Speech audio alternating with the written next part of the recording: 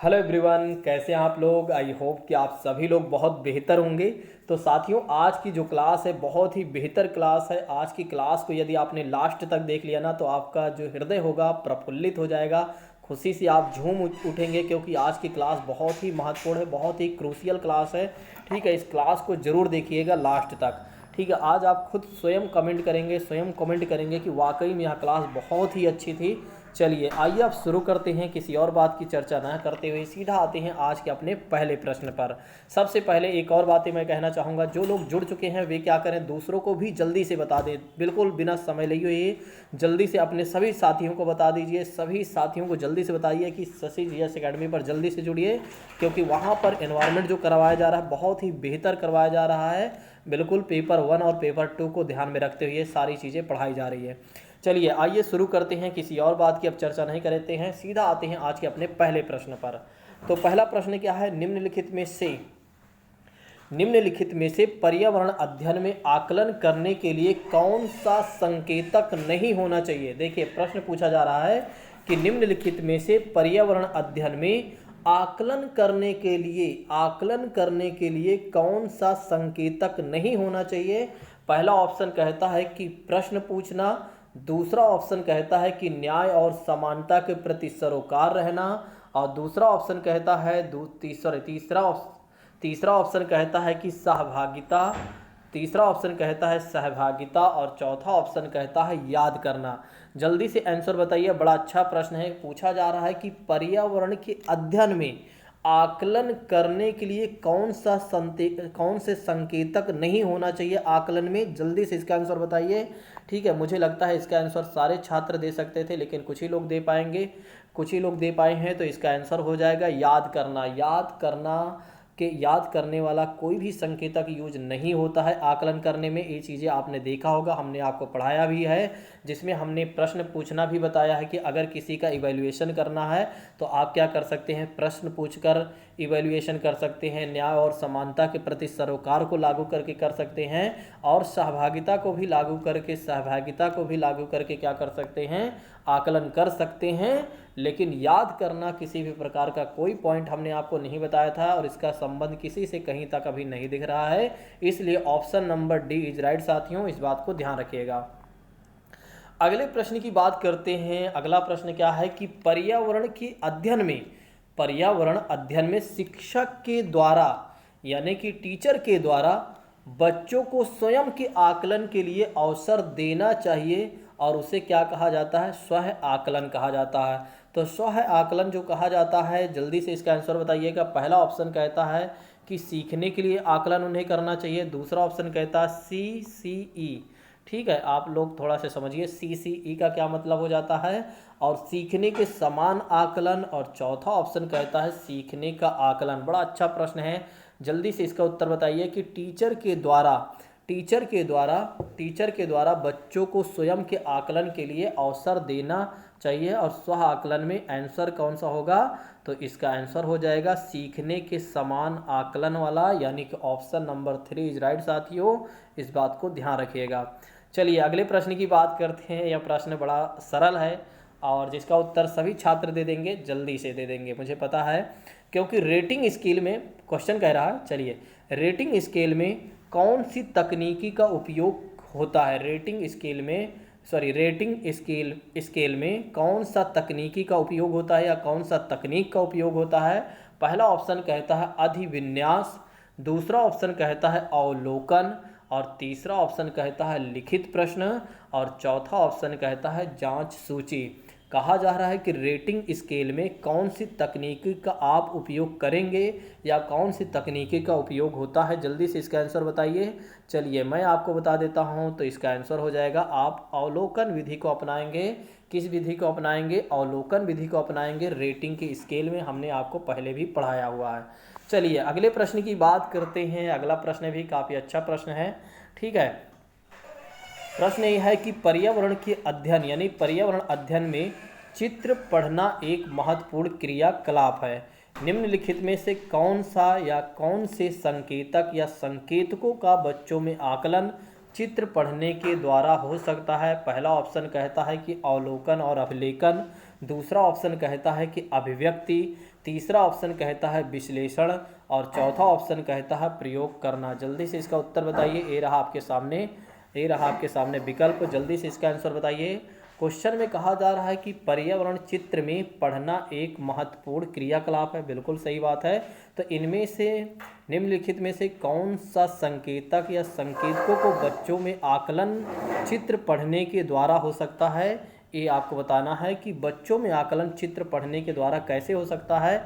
जल्दी से इसका आंसर बताइए। तो इसका उत्तर हो जाएगा, चलिए मैं आपको बता देता हूँ इसके उत्तर के बारे में। तो इसका आंसर हो जाएगा तीसरा, यानी कि आप क्या करेंगे, आप क्या करेंगे एक तरीके से तीसरा, यानी कि केवल डी सही हो जाएगा, यानी प्रयोग करना आप विधि को अपनाएंगे, इस बात को ध्यान रखिएगा। ठीक है, तो टी डी मतलब यहाँ पर क्या हो गया, प्रयोग करना, बिल्कुल सही है।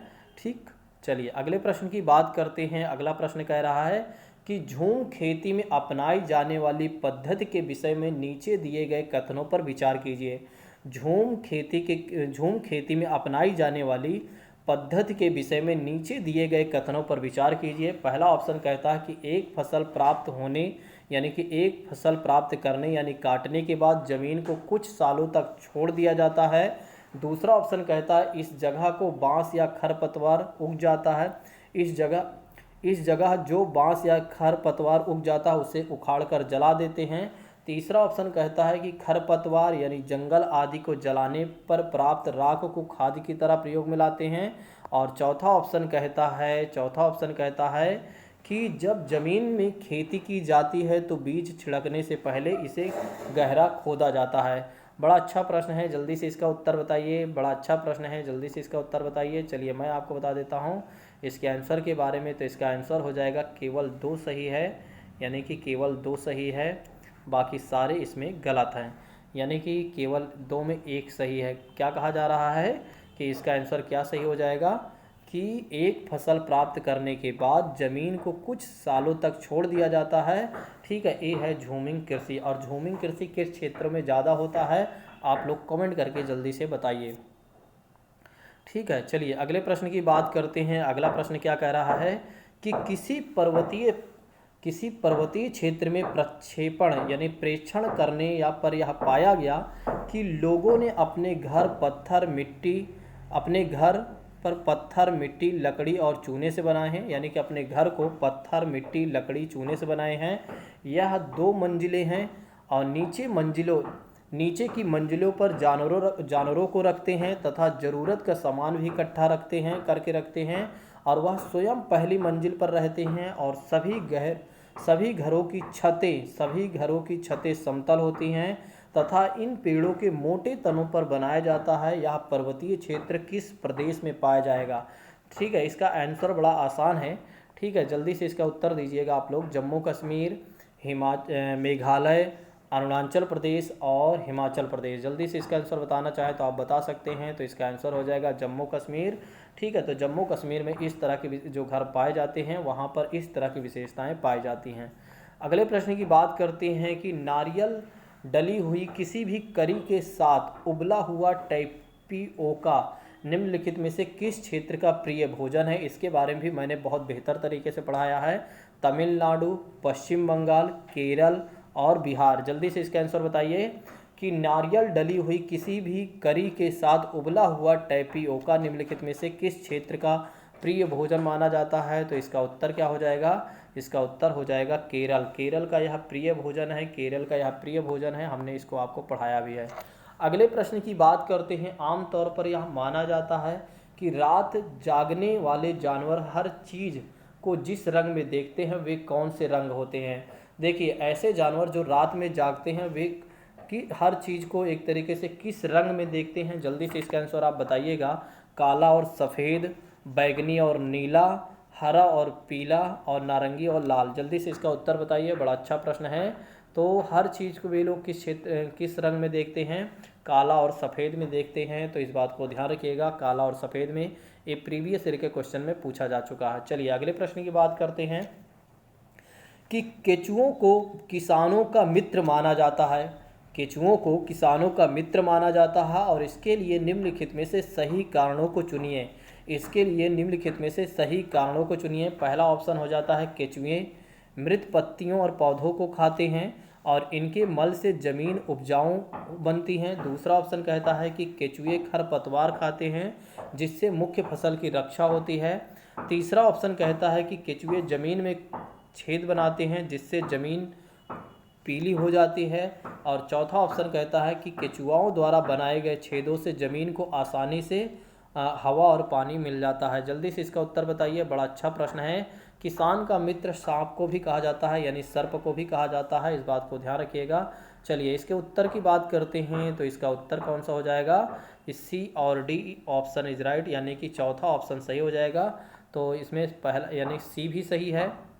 ठीक है, देखिए सी में क्या कहा जा रहा है कि केचुए क्या करते हैं, एक तरीके से ज़मीन में छेद बनाते हैं जिससे क्या होता है कि ज़मीन पीली हो जाती है। और दूसरा डी वाला ऑप्शन क्या कहता है, केचुआ द्वारा बनाए गए छेदों से क्या होता है, ज़मीन को आसानी से हवा और पानी मिल जाता है। इस बात को ध्यान रखिएगा। चलिए अगले प्रश्न की बात करते हैं। अगला प्रश्न बड़ा अच्छा प्रश्न है, मुझे नहीं लगता इसका उत्तर सभी छात्र दे पाएंगे, लेकिन फिर भी कुछ लोग प्रयास करिएगा। वैसे मैंने पढ़ाया भी है बहुत बेहतर तरीके से। तो हमारे देश के मानचित्र में झारखंड कहाँ पर स्थित है? हमारे देश के मानचित्र में झारखंड कहाँ पर स्थित है? पहला ऑप्शन कहता है कि छत्तीसगढ़ के दक्षिण पूर्व में। दूसरा ऑप्शन कहता है कि उत्तर प्रदेश के पश्चिम में। तीसरा ऑप्शन कहता है पश्चिम बंगाल के पूर्व में। और चौथा ऑप्शन कहता है उड़ीसा के उत्तर में। जल्दी से इसका उत्तर बताइएगा। बड़ा अच्छा प्रश्न है। ठीक है, कि झारखंड हमारे मानचित्र में कहाँ पर स्थित है? निम्नलिखित ऑप्शन के हिसाब से ही आपको आंसर देना है। ठीक है, इस बात को ध्यान रखिएगा। तो इसका आंसर हो जाएगा उड़ीसा के उत्तर में देखा जाए तो झारखंड स्थित है। ठीक है, इस बात को ध्यान रखिएगा। चलिए अगले प्रश्न की बात करते हैं कि निम्नलिखित में से त्योहारों के उस समूह को बताइए जिन्हें पूर्णिमा के दिन मनाया जाता है। पहला ऑप्शन है दीपावली, महाशिवरात्रि, गुरु नानक जयंती। दूसरा ऑप्शन है दीपावली, गुरु नानक जयंती, रक्षाबंधन। और तीसरा ऑप्शन है होली, महाशिवरात्रि, बुद्ध जयंती। और चौथा ऑप्शन है लेली, रक्षाबंधन, गुरु नानक जयंती। जल्दी से इसका आंसर बताइए कि पूर्णिमा के दिन मनाया जाता है, तो इसका उत्तर हो जाएगा। चलिए मैं आपको बता देता हूँ। इसके आंसर की बात करते हैं तो लेली, रक्षाबंधन, गुरु नानक जयंती जो है पूर्णिमा के दिन मनाया जाता है। इस बात को ध्यान रखिएगा। चलिए अगले प्रश्न की बात करते हैं। निम्नलिखित राज्यों के समूहों में से किस एक समूह के समुद्र तट अरब सागर पर स्थित है? जल्दी से इसको बताइएगा कि निम्नलिखित राज्यों के समूहों में से एक समूह जो है समुद्र के तट पर स्थित है। जल्दी से इसका उत्तर बताइएगा। पहला ऑप्शन कहता है कि तमिलनाडु, आंध्र प्रदेश, कर्नाटका। दूसरा ऑप्शन कहता है कि कर्नाटका, केरल, गुजरात। और तीसरा ऑप्शन कहता है कि आंध्र प्रदेश, तेलंगाना, उड़ीसा। और चौथा ऑप्शन कहता है कि केरल, कर्नाटक, पश्चिम बंगाल। बहुत ही अच्छा प्रश्न है। अरब सागर, जल्दी से इसका उत्तर बताइएगा। हमने आपको बताया है इधर है बंगाल की खाड़ी, इधर है आपका हिंद महासागर और इधर है अरब सागर। अब अगर आपको मैप आता होगा तो इसका आंसर आप दे पाएंगे, नहीं तो आप गलत कर देंगे। ठीक है, तो इसका आंसर हो जाएगा दूसरा सही हो जाएगा। ठीक है, क्योंकि यहाँ पर आप देखिए कि दूसरा आंसर हो जाएगा तमिलनाडु। तो आप देखिए कि सबसे पहले तो आप देखें कि तमिलनाडु इधर बसा हुआ है। ठीक है, और कर्नाटक है, आंध्र प्रदेश आप देखें तो इधर बसा हुआ है जिधर बंगाल की खाड़ी मैंने आपको बताया है, तो इसलिए ऑप्शन पहला तो गलत हो जाएगा। ठीक है, उसी तरह यहाँ पर भी आंध्र प्रदेश है और पश्चिम बंगाल को आप अगर थोड़ा ध्यान लगाते तो ये सही हो जाता है। तो यहाँ पर आप देखिए पश्चिम बंगाल इधर है बंगाल की खाड़ी की तरफ, तो इसलिए ये पहला ऐसे गलत हो गया, तीसरा ऐसे गलत हो गया, चौथा यहाँ से गलत हो गया। इसलिए ऑप्शन नंबर दूसरा इज राइट, यानी कि दूसरा सही है। कर्नाटक, केरल, गुजरात ये सही है। इस बात को ध्यान रखिएगा। चलिए अगले प्रश्न की बात करते हैं। वैसे इस प्रश्न को छोड़ देते हैं, मैथमेटिक्स से संबंधित ज़्यादातर है। ठीक है, इसको भी छोड़ देते हैं। चलिए अगले प्रश्न की बात करते हैं कि हम सभी पुराने कुओं को देखते हैं जो अब सूख गए हैं। हमारे बुजुर्ग यह कहते हैं कि अब से लगभग 25 से 30 साल पहले इन कुआओं में काफ़ी पानी हुआ करता था, परंतु अब पूरी तरह से ये सूख गए हैं। निम्नलिखित में से कुआं के सूखने के संभावित कारणों को चुनिए। मतलब कुआं क्यों सूख गया है, इसके संभावित क्या रीजन हो सकते हैं, आप लोग आंसर बताइएगा।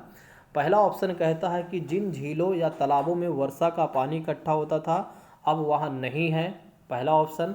दूसरा ऑप्शन कहता है पेड़ों, कुओं और आसपास के क्षेत्रों की ज़मीन अब एक तरीके से सीमेंट से ढक गई हैं इसलिए, या कोल तार से यानी कि रोड वगैरह बना दिया गया है। तीसरा ऑप्शन कहता है कि कुओं का कोई उपयोग नहीं करता क्योंकि हर घर में टोटियाँ लगी हुई हैं। और चौथा ऑप्शन कहता है कि भूमिगत पानी को खींचने के लिए कई विद्युत मोटर चालित पंप लग गए हैं इसलिए ऐसा हुआ है। ठीक है, तो इसका आंसर आप लोग बताइएगा, इसका आंसर आप लोग बताइएगा, आपके समक्ष उत्तर है।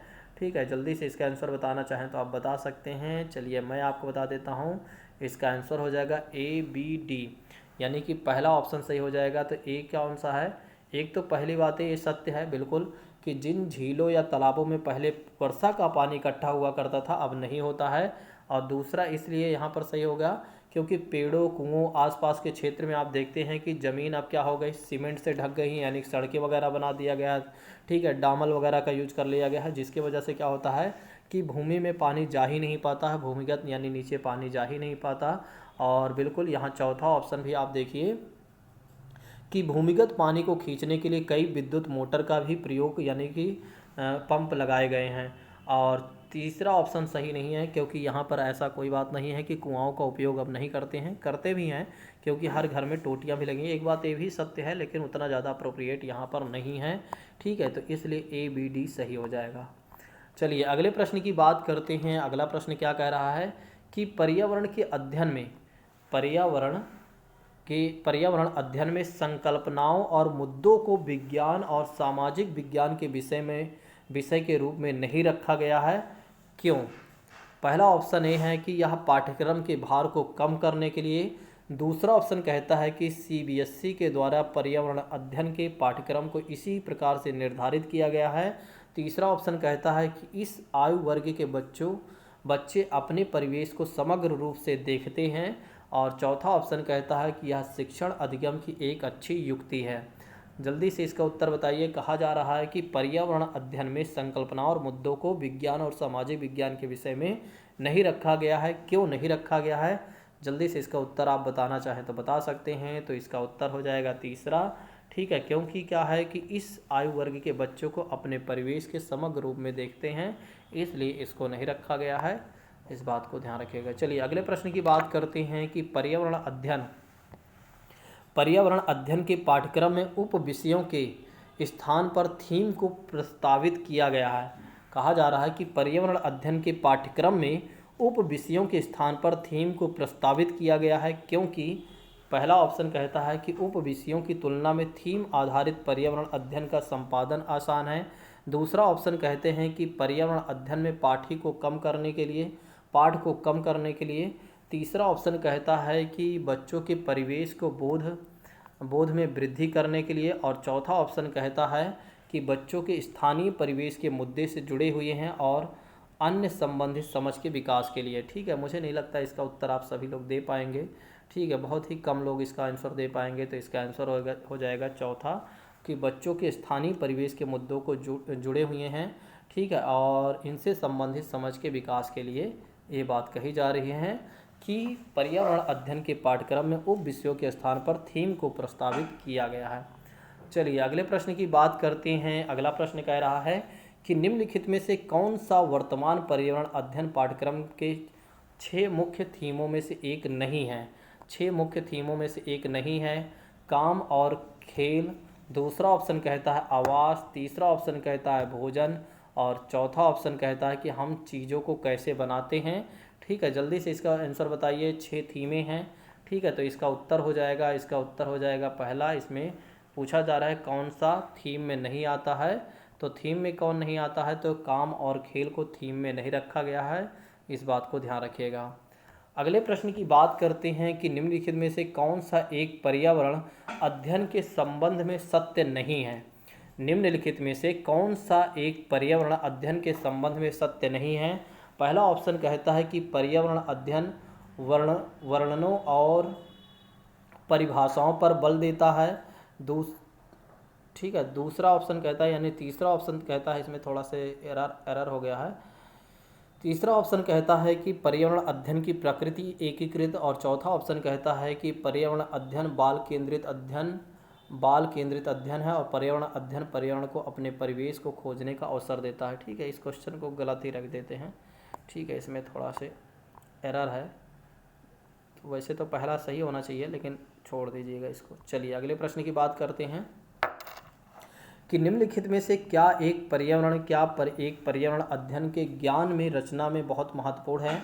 निम्नलिखित में से क्या एक पर्यावरण अध्ययन में ज्ञान की रचना में बहुत महत्वपूर्ण है। पहला ऑप्शन कहता है कि बच्चों की सक्रिय भागीदारी, दूसरा ऑप्शन कहता है कि बच्चों के ज्ञान को शिक्षकों से ज्ञान के जोड़ना, और तीसरा ऑप्शन कहता है शिक्षकों के ज्ञान से जोड़ना। तीसरा ऑप्शन कहता है कि पर्यावरण अध्ययन को कक्षा की क्लास की चार दीवारी से बाहर को सोखना, और चौथा ऑप्शन कहता है कि एक तरीके से बच्चों की स्थानीय ज्ञान को विद्यालय के ज्ञान से संबंधित करना। ठीक है, तो इसका उत्तर आप लोग जल्दी से बताइए, निम्नलिखित में से कौन सा एक पर्यावरण के अध्ययन की में ज्ञान की रचना में बहुत महत्वपूर्ण है। जल्दी से इसका उत्तर बताना चाहें तो बता सकते हैं। इसका आंसर हो जाएगा ACD। ठीक है, तो ACD इसका सही हो जाएगा, यानी तीसरा ऑप्शन इज राइट साथियों। तो पहला ऑप्शन कहता है कि बच्चों की सक्रिय भागीदारी पर्यावरण के अध्ययन के ज्ञान में आता है। दूसरा ऑप्शन कहता है कि यानी कि C ऑप्शन कहता है कि पर्यावरण अध्ययन को क्लास की चार दीवारी से बाहर सीखना, और चौथा ऑप्शन कहता है कि बच्चों की स्थानीय को विद्यालय के ज्ञान से संबंधित करना। ठीक है, इस बात को ध्यान रखिएगा। चलिए अगले बात करते हैं कि पर्यावरण के अध्ययन में, नेक्स्ट प्रश्न की बात करते हैं कि पर्यावरण अध्ययन में बच्चों को जोड़ने की सबसे प्रभावशाली युक्ति कौन सी है। देखिए क्वेश्चन पूछा जा रहा है कि पर्यावरण के अध्ययन में देखा जाए तो बच्चों को जोड़ने की सबसे प्रभावशाली युक्ति कौन से है। तो क्लास निदर्शन, दूसरा ऑप्शन कहता है कि पाठ्य पुस्तक का पठन, तीसरा ऑप्शन कहता है किस्से कहानियाँ, और चौथा ऑप्शन कहता है शिक्षक द्वारा व्याख्याएं। जल्दी से इसका आंसर बताइए, तो इसका आंसर हो जाएगा शिक्षक द्वारा व्याख्याएं। इस बात को ध्यान रखिएगा, यानी कि ऑप्शन नंबर 4 इज राइट दोस्तों, कि पर्यावरण अध्ययन में बच्चों को जोड़ने की सबसे ज़्यादा जो प्रभावशाली युक्ति है वो शिक्षक के माध्यम से व्याख्याएं की जानी चाहिए, एक्सप्लेनेशन किया जाना चाहिए, यानी एलोबरेट किया जाना चाहिए। ठीक है, तब बच्चे को पढ़ने में भी दिक्कत नहीं होगी और समझने में भी कोई दिक्कत नहीं होगी। अगले प्रश्न की बात करते हैं, तो अगला प्रश्न कहता है कि एक शिक्षक हमेशा क्रियाकलापों को कराने के बाद प्रश्नों और चर्चाओं का क्या करता है, संचालन करता है। और क्रियाकलापों, प्रश्नों और चर्चाओं के संचालन करने का उद्देश्य क्या है। पहला ऑप्शन कहता है कि बच्चों की प्रक्रिया कौशलों का आकलन, दूसरा ऑप्शन कहता है कि बच्चों को खोजने का अवसर देना, तीसरा ऑप्शन कहता है कि बच्चों के अपनी अभिव्यक्ति का अवसर देना, और चौथा ऑप्शन कहता है कि बच्चों में उनके सीखने की गति पे आधार पर विभेद करना, यानी डिस्क्रिमिनेशन करना। ठीक है, डिफ्रेंशिएट करना। जल्दी से इसका आंसर बताइए कि ABC सही होगा, या केवल C सही होगा, केवल D सही होगा, केवल BCD सही होगा। तो जल्दी से इसका उत्तर बताइए। चलिए मैं आपको बता देता हूँ इसके उत्तर के बारे में। तो ABC सही हो जाएगा, ABC सही हो जाएगा, इस बात को ध्यान रखिएगा। तो A में क्या कहा जा रहा है कि बच्चों की प्रक्रिया कौशलों का आकलन करने के लिए दूसरा ऑप्शन कहता है कि बच्चों को खोजने का अवसर दिया जाना चाहिए, और तीसरा ऑप्शन कहता मतलब तीसरी नंबर क्या कहता है, बच्चों को अपनी अभिव्यक्ति का भी अवसर देना चाहिए। ये बात सत्य है कि हमेशा क्या करना चाहिए एक अध्यापक को, कि बच्चों को खोजने का अवसर ज़रूर देना चाहिए, और बच्चों के जो मन में है, जो वे कहना चाहते हैं, वे उन्हें उनकी अभिव्यक्ति की आज़ादी देना चाहिए। चलिए अगले प्रश्न की बात करते हैं। अगला प्रश्न क्या कह रहा है कि अगला प्रश्न कह रहा है कि पर्यावरण अध्ययन में बच्चों को पाठ्य पुस्तकों और शिक्षकों के अलावा अन्य स्रोतों की मदद लेने के लिए प्रोत्साहित करना चाहिए। क्यों ऐसा करना चाहिए। पहला ऑप्शन कहता है कि पर्यावरण अध्ययन सीखने के लिए पाठ्य पुस्तक और शिक्षक ही स्रोत नहीं है, और दूसरा ऑप्शन कहता है कि पर्यावरण अध्ययन सीखने के लिए समुदाय और माता पिता की उपस्थिति का विकास करेगा, और तीसरा ऑप्शन कहता है कि यह शिक्षकों को बच्चों की पृष्ठभूमि को जानने का अवसर देगा, और चौथा ऑप्शन कहता है कि यह बच्चों के सौंदर्यगत मनोक्रियात्मक कौशल का विकास करेगा। तो जल्दी से इसका उत्तर बताइए। आज के जितने भी प्रश्न रहे बहुत कठिन रहे, आगे से इस तरह के प्रश्न मैं कम कर दूंगा, कठिन वाले और सरल वाले एक साथ मिला दूंगा, ठीक है, थोड़ा मिक्स कर दूंगा तो ज़्यादा बेहतर रहेगा। आज के सारे क्वेश्चन, ठीक है, लेकिन वैसे देखा जाए तो इससे आपको काफ़ी इन्फॉर्मेशन भी मिल रही है, ठीक है। तो कभी कभी हमें कठिन प्रश्न को भी सॉल्व करना चाहिए, नहीं तो फिर क्या होता है कि हम जब एग्ज़ाम में जाते हैं तो हम कठिन प्रश्नों को छोड़ देते हैं और भूल भी जाते हैं उसका उत्तर करने में, ठीक है। तो इसका आंसर हो जाएगा, इसका आंसर हो जाएगा तीसरा, ABC सही हो जाएगा। तो ए क्या कहता है, पहले क्वेश्चन समझ लीजिए कि पर्यावरण के अध्ययन में बच्चों को पाठ्य पुस्तकों और शिक्षकों के अलावा अन्य स्रोतों से मदद लेने के लिए उन्हें कैसे प्रोत्साहित करना चाहिए कि बच्चे क्या करें कि पर्यावरण अध्ययन सीखने के लिए पाठ्य पुस्तकों और शिक्षकों का ही स्रोत ना माने बल्कि और भी अन्य चीज़ों से भी वे सीखें, ठीक है। दूसरी बात कही जा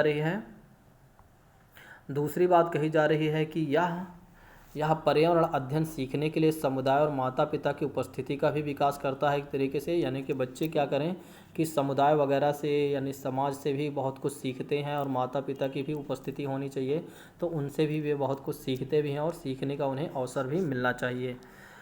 और सी कहता है कि शिक्षकों को बच्चों की पृष्ठभूमि के जानने का अवसर ज़रूर देना चाहिए या जानना चाहिए, ठीक है, कि कौन सा बच्चा किस पृष्ठभूमि से है और कैसे उसे सिखाना चाहिए, कैसे उसे पढ़ाना चाहिए, कैसे वो चीज़ों को सीख पाएगा, ठीक है। तो इस तरह की चीज़ें शिक्षकों को क्या करना चाहिए, थोड़ा से ध्यान देना चाहिए।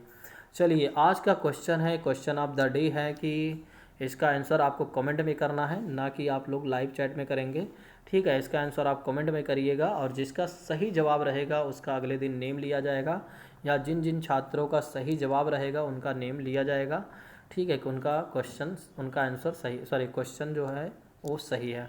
ऑप्शन है आज का कि ओजोन परत की मोटाई नापी जाती है। पहला ऑप्शन कहता है कि पीपीएम में, दूसरा ऑप्शन कहता है डेसिबल में, तीसरा ऑप्शन कहता है पीपीबी में और चौथा ऑप्शन कहता है डॉप्सन इकाई में। तो इसका आप लोग आंसर करिएगा कमेंट बॉक्स में, ठीक है। तो आज की क्लास को अब यहीं पर स्थगित करते हैं, कल मिलते हैं अपने समय पर। थैंक यू सो मच, जय हिंद।